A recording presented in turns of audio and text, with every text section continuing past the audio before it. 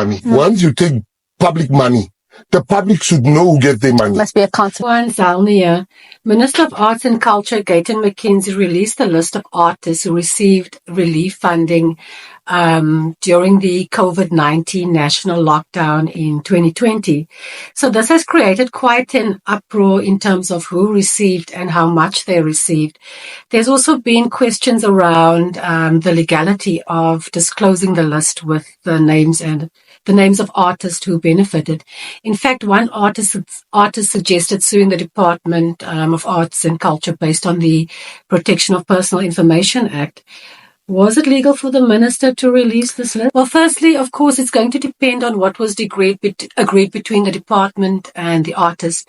Now, I've not been privy to these agreements, but here are some of my thoughts. The POPI Act excludes the processing of personal information in instances where personal information is processed on behalf of a public body or by cabinet and its executive committees. So the decision by Minister McKenzie to release the list would very likely fall into this excluded category. Now, artists are private individuals who do have the right not to have unwarranted publicity. But on the other hand, they receive government funds, which ultimately is from the taxpayers. And taxpayers do have the right to know how money was spent and hold government accountable. These are principles in the democracy.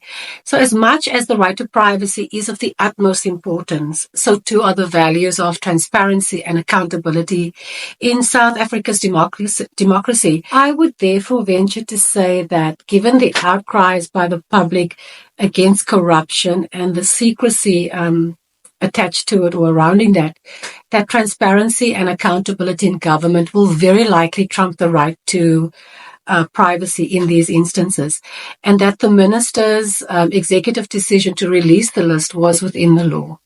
Bye for now.